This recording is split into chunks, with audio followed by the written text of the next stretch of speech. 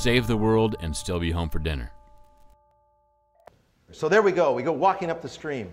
We come, after about 40 minutes, to this beautiful waterfall. It's just like a poster on a travel agency wall. So this water's coming down in this beautiful pool. You get in the pool, oh, and there I am, bonding with my son. Wow, not only am I a great surfer, I'm a great father! Yes! What an achievement. So man boy and fun boy disappear. You see, above the waterfall, it was about a 25-foot waterfall, there was a log, and they ran up to see what was up around the corner because they're just curious like that. And they just go running across this log around the corner, and pretty soon I hear this voice, Dad, Dad, come, you got to see this, you got to see this. Oh, I'm looking at that log. So I get slowly up out of the pool, walk around to this log, and there it is. It goes from about here to the back of the room, right over the waterfall. And of course I start thinking what any nerdy dad would think. Gosh, if I fall and break my leg, there's no helicopter to get me out. This would be a terrible way to end the trip. And I started getting all these thoughts about my inadequacy. Oh, so I say, okay. It's all a matter of focus. I mean, I've seen this stuff. I've read the books. I know what sports performance is all about. So I'm just going to walk. I'm going to focus one step at a time. So on the second step, oh! What happens? Well, the bark breaks away. Now I'm just freaking out, right? And the log's still on the ground. So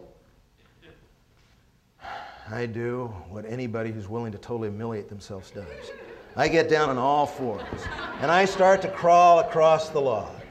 And right as I get about halfway across, I look up, and there is Fun Boy and Man Boy, doubled over in laughter. I am forever a wimp of major catastrophic proportions. Well, just an hour before, I was Laird's competition. I was the surf stud of the universe. And an hour later, I am a disgusting Nancy-pansy. So am I my achievements? Well, if I am, I have no idea what that means. What is your dream?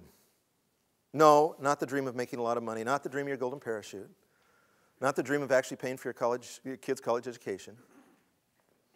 I mean that if you could really be who you were, and you could really do what you came to do, and I mean that in the transcendent sense, do you know what that is? Business people are feeling the pressure from consumers and especially young employees coming into the organization that are asking the question, what do you stand for? Why are we in business? I mean, think about it. If Ford Motor Company did not exist, would any of us be out of a car? Is there no other car to buy? As I said before, in most categories, there's an abundance of all products and services. So, if I'm a young person, I'm looking or I'm thinking at my boss, if we're not trying to save the world in some way, what are we doing? And I'm looking to you for leadership.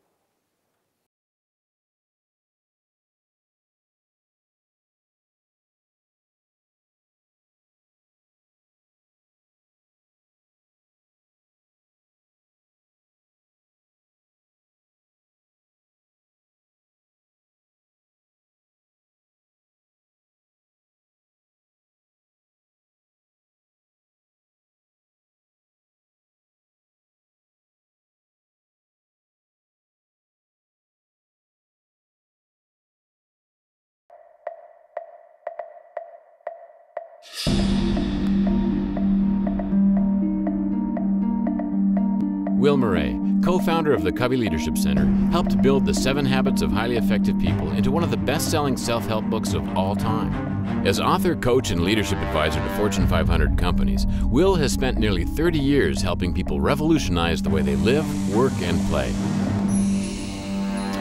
When I started looking at the American Dream, I went back to the beginning. In 2005, Will founded the American Dream Project. He surveyed nearly 20,000 Americans, asking them what was their dream for the future. Their resounding answer was to make a difference and enjoy life to its fullest.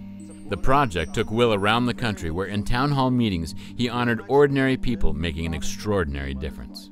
These events were so inspiring, an award-winning PBS documentary was made. Will discovered what amazing mothers, college students, and CEOs had in common. The secret of their impact and happiness has profound implications for all of us.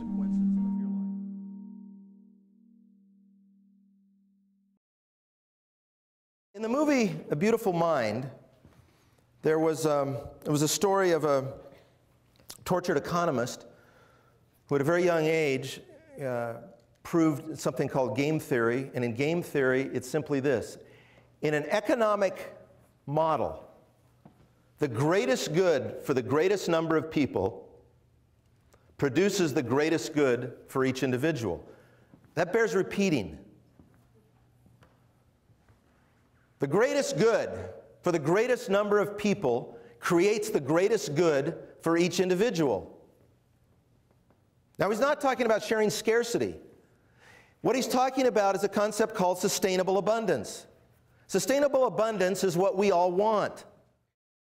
I loved writing Save the World and Still Be Home for Dinner because it brought me into contact with thousands of Americans. I found what we all have in common, that we want to live a well-lived life. We want to succeed and be happy. We want to do something that matters, and we want our relationships to matter. We want our personal passions to be well explored and well lived. We want to have an energy for life and look in the mirror and say that this is really working. Understanding that people who had attained that really did follow a formula that maximized their unique design. They knew what they were good at, and they expressed themselves every day to the max, volume turned on high. That their desires were clear, that they were constantly thinking of the very best thing they could do and pursue it. And that finally, that their drive was pure, that they were driven primarily by motives of love and value rather than self-interest. And we have an opportunity to live our dream and to help others live theirs. We have to understand better how to listen, how to engage, how to serve, how to love. What is your promise to the world? How good can I make it? How much can I give? Not when I'm Bill Gates. Not when I've got $46 billion. How can I do it tonight? How can I make a difference tonight? The way the world's going to change is when your world changes. Change the world right where you stand. Change the world of your child, your friend, your mother, your father. Change your world. Change your life. Change that world. If we were all about changing that world, then the world would change. The world needs your dream because we'll all be a little less without it. My conviction is that the next 20 years is going to be vastly different from the last 25 years.